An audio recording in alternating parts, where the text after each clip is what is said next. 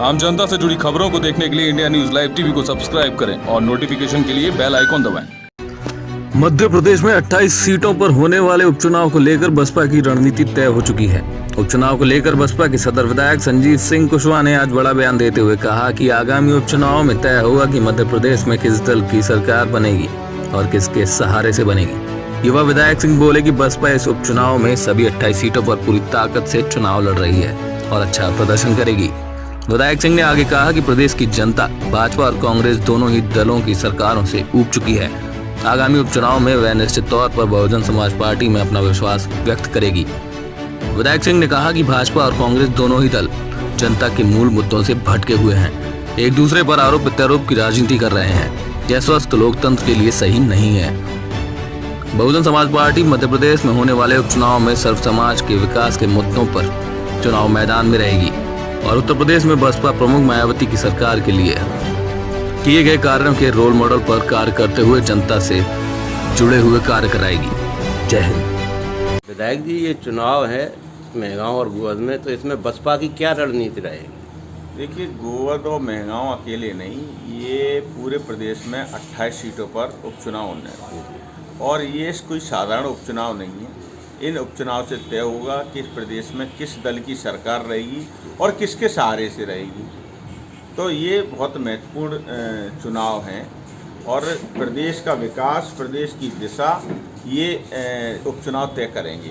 Bahujan Samaj party सभी 28 सीटों पर पूरी ताकत के साथ चुनाव लड़ रही है और बहुजन और प्रदेश की जनता ने दोनों दलों की सरकारों को देखा है।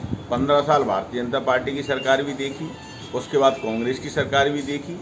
तो इन दोनों दलों से प्रदेश की जनता ऊब चुकी है और निश्चित तौर पर बहुजन समाज पार्टी में अपना विश्वास व्यक्त करेगी और निश्चित तौर पर इस उपचुनाव में बहुजन समाज पार्टी अच्छा प्रदर्शन करेगी। तो मध्य प्रदेश में वैसे मुख्य भूमिका में बीजेपी और कांग्रेस है, तो बसपा की जो भूमिका रहेगी त्रिशंकु मतलब गठबंधन की सरकारों के भविष्य के प्रति आप क्या सोचते हैं? देखिए, जिस तरीके का जो माहौल चल रहा है वो तो यही है कि अब प्रदेश में और अन्य जगह गठबंधन की सरकारें तो पहले से बनती चली आएंगी, लेकिन अब चूंकि मैंने कहा ना कि इस चुनाव में जनता से जुड़े हुए कोई मुद्दे ही नहीं है। दोनों दलों में से एक भी दल कोई जनता की बात ही नहीं कर रहा है, किसानों की बात ही नहीं कर रहा है, महिलाओं की बात ही नहीं कर रहा है, युवाओं की कोई बात ही नहीं कर रहा है।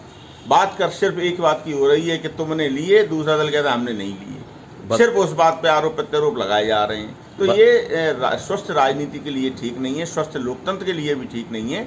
इसलिए मुझे लगता है कि जनता बहुजन समाज पार्टी को अपना आशीर्वाद प्रदान करेगी। बसपा के क्या मुख्य मुद्दे रहेंगे? विकास, क्षेत्र का विकास, प्रदेश का विकास, जनता से जुड़े हुए कार्य, प्रदेश के जनता का कल्याण कैसे हो ऐसी योजनाएं लागू करना। और जो रोल मॉडल जब बहन जी उत्तर प्रदेश में मुख्यमंत्री थी, उन्होंने जिस तरीके से शासन प्रशासन चलाया था, अपराधियों में खौफ व्याप्त था, व्यापारी अपना व्यापार अच्छे से कर सकते थे, जो एक वातावरण बनाया था उन्होंने सर्व समाज को साथ लेकर चलने का, वो वातावरण का निर्माण बहुजन समाज पार्टी करेगी।